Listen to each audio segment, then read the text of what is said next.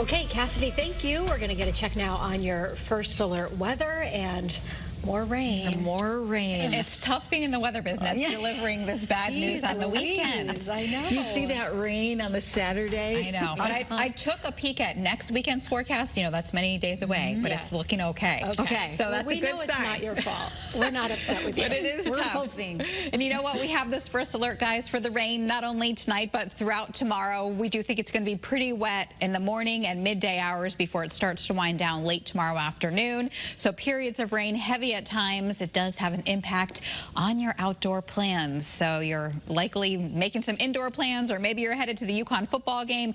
Kickoff at 3:30, but those tailgaters getting out there around noon will likely be dealing with some of that heavier rain. So dress accordingly in all the rain gear. We're going to see temperatures right around 60 for a high, and then throughout the afternoon and evening hours, temperatures will be dropping back into the 50s. Here's First Alert Live radar, and you can see that we have some steady rain moving through central Connecticut right now, and even some pockets of heavier rain. So we'll zoom on in here to portions of southern Connecticut. Right over Hamden and Wallingford, you had a heavier downpour, and another one that's developing and moving right through Guilford, North Branford, and heading north towards Killingsworth.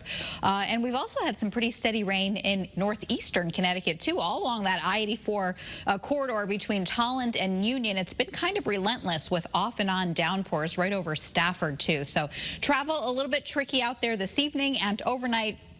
And here on First Alert Futurecast, you are going to notice wet conditions for tomorrow. So putting this into motion, overnight into tomorrow morning, we'll see pockets of rain, not raining the entire time. Then tomorrow morning when you wake up around 6 a.m., we're going to start to see some downpours redeveloping, and those cross the state through about noon, 1 o'clock. And then late in the afternoon, we start to see the rain pulling off to the north and east of us, and actually a little bit of drying out. So it will be drier for your Sunday, but we're going to see some very strong winds on the backside of this system. So wind gusts could be anywhere from about 30 to 35 miles per hour. And that is enough to knock down some tree limbs, some of the beautiful fall colors, and even some Halloween decorations. So be mindful of that. Not too windy out there right now, but again, the winds pick up. Here's First Alert Futurecast in terms of the wind gusts. This is tomorrow night. You can start to see some of those strong wind gusts. They stay strong through Sunday morning before starting to slacken a little bit later into Sunday. But just keep that in the back of your mind. We are going to be talking about some very windy conditions for tomorrow night into Sunday. Outside right now in New Haven, we have 64 degrees, starting to dry out in New Haven after some downpours. And it hasn't been too wet at all in the New London area, escaping some of the heaviest rain. But New London, you'll get in on some of the action too.